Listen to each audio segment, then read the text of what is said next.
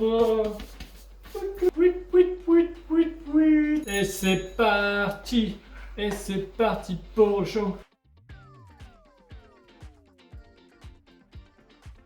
Hello la team, petite vidéo pour vous présenter mon nouvel achat, une clé Ledger Nano X. Vous allez vous demander c'est quoi ce bazar, à quoi ça sert? Let's go, je vous explique tout ça. Bam! On va faire un petit unboxing. En fait, j'ai commandé sur Amazon ce petit paquet. On dit que c'est une sorte de clé USB, mais bon, je pense que quand vous allez voir sa gueule, vous allez la comprendre. Voilà.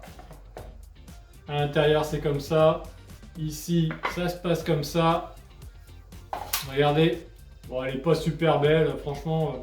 Je trouve que c'est un peu cheap. On peut l'allumer. Hey, Ledger baby. Dans le paquet, on reçoit un câble USB pour la brancher directement au PC. Là, cette clé-ci est Bluetooth, donc on peut la paramétrer pour qu'elle soit directement reconnue en Bluetooth sur votre Android, votre smartphone ou alors sur votre PC. Dans la boîte, on a un compartiment secret. Oh, peut-être un trésor. Alors, qu'est-ce qu'on a? On a une boucle de porte-clés. Ouais, vite fait quoi. On a un petit livret qui te dit bonjour. Hello. Dedans, dans ce livret, on a des autocollants inutiles. Si tu as envie d'en mettre sur ton PC, sur ta gueule, tu peux te décorer avec les autocollants. Donc ouais, limite. On a des feuilles pour notre code secret. Donc quand vous allez configurer la clé Ledger, on va vous demander de saisir un code PIN, puis après de valider une liste de 24 mots. Donc voilà, après vous pouvez les remplir là-dessus, quoi. C'est comme ça quoi. Et après un petit guide. Donc c'est parti la team, on fait le pas à pas. La clé elle est ici. Ok. Je vais avoir besoin de la clé, d'un câble. Est-ce que j'en ai un de câble devant moi? Bien sûr que non. Bien sûr que non. Voilà. Donc dans la boîte, vous avez aussi ce câble vert. Non, je déconne. Vous avez un petit câble, mais moi j'ai que ça. C'est un câble vert dégueulasse. On dirait limite un fond vert. Faudrait que je fasse un truc peut-être avec. Enfin bref, on s'en fout. Alors, c'est parti, c'est parti. Pourquoi utiliser un Ledger, un cold wallet, plutôt qu'un wallet numérique comme Binance, un hot wallet? Les hot wallets, c'est tout ce qui va être sur le net. Les cold wallets, c'est le hardware. Donc c'est les clés physiques. La Ledger, c'est une clé physique, on peut le toucher. C'est du cold wallet. Donc pourquoi l'utiliser? Tout simplement pour sécuriser ses cryptos. Il paraît que c'est le meilleur moyen de le faire. Donc en effet, grâce à ce matériel, vous pouvez stocker vos clés privées afin de les retirer du réseau. Un petit lexique, clés privées, clés publiques. Donc il existe deux types de clés. Les clés publiques et les clés privées. Une clé publique est semblable à un numéro de compte. Elle est largement diffusable et tout le monde peut s'en servir pour envoyer des transactions. Cependant, une clé privée est confidentielle. Il faut l'imaginer cette clé comme une sorte de code PIN ou de truc de vérification. En utilisant une clé privée avec la clé publique qui lui est associée, ça vous permet d'accéder à vos fonds sur la blockchain.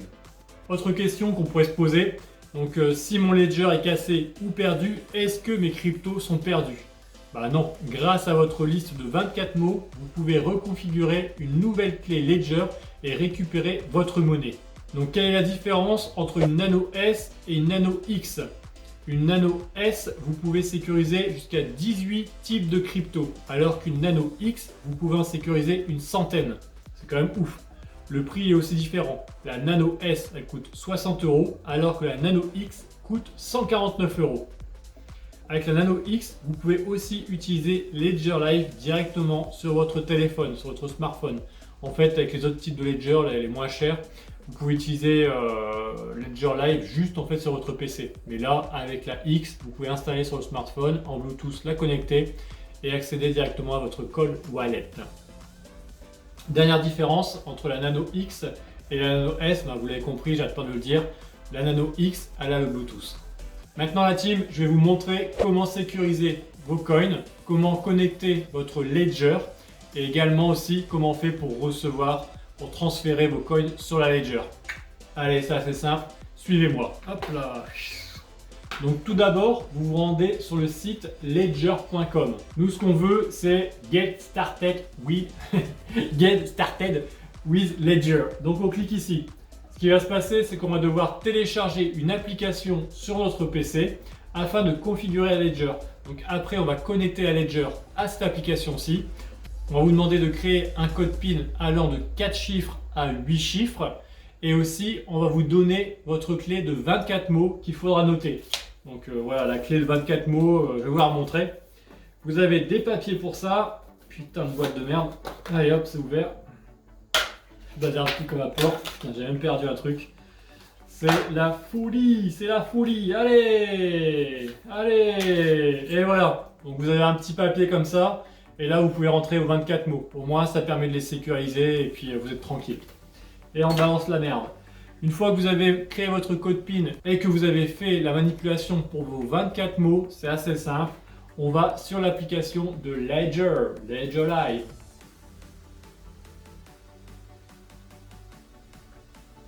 Lancement de l'application. Voilà. Sur cette application, oh, j'ai gagné $1. Avant j'étais à $29, maintenant je suis à $30.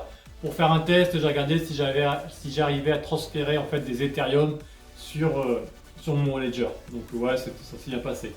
Ce qui va arriver, donc vous allez dans gestionnaire. Ici, on vous demande de connecter votre Ledger. Vous avez vu le jeu d'acteur, incroyable. Alors, hop, comme les cartouches de Mega Drive, on lance dans le cul. Voilà, ça se connecte.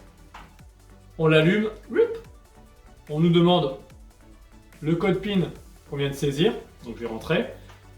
Alors, mon code PIN. Moi j'ai un code PIN à 8 chiffres, donc je vous demanderai un peu de patience. En plus, j'ai pas mis mes lunettes, laisse tomber.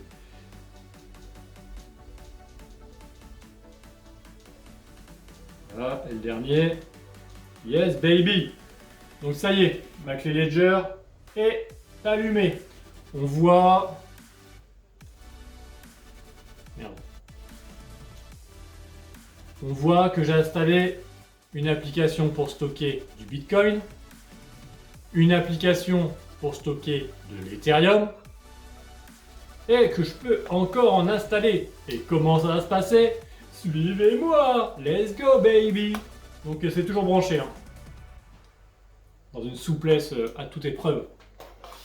Ok, alors on est sur l'application, ma Ledger est connectée, on voit qu'il me reste une capacité de 1,78 pour installer pléthore d'applications. Alors qu'est-ce que je vais pouvoir installer? Là on me propose d'installer Binance Smart Chain pour le BNB. Pourquoi pas? Allez, on fait ça. Je clique installer. Donc installation, on attend. On regarde toujours ce qui se passe sur la Ledger parce que ça communique.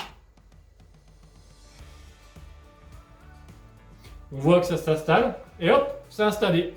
Nice!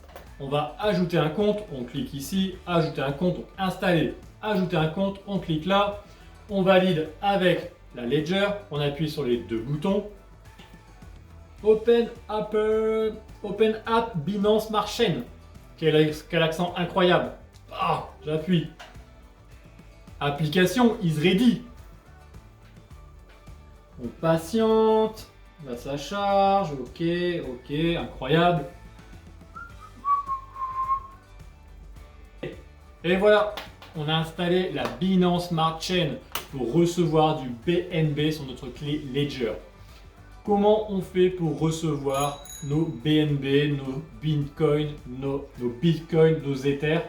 Je pense que vous avez déjà fait des transferts de crypto-monnaie. Comment ça se passe? On a une adresse, donc une adresse Ether, une adresse Bitcoin, une adresse BNB. Et en fait, moustique.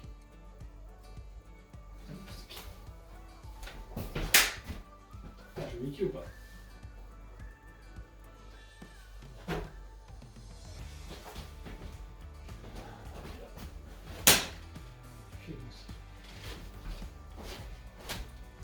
Ah, j'ai niqué un moustique. Putain, on est quoi? On est en mars, il y a déjà des moustiques quoi. C'est de la merde. En plus avec mon rig, j'ai toujours les fenêtres ouvertes. J'ai galéré. Enfin bref. On continue. Alors comment fait-on pour recevoir de l'Ethereum, du Bitcoin ou du BNB? Quand on reçoit, qu'on envoie des cryptos, on l'envoie sur une adresse et on utilise un flux. Donc pour l'Ether, c'est le flux ERC20. On va sur le portefeuille, non, sur le marché, sur les comptes. On va sur les comptes. On va sur l'Ether. Et on clique ici, recevoir. Ok, on continue. Pareil, on confirme.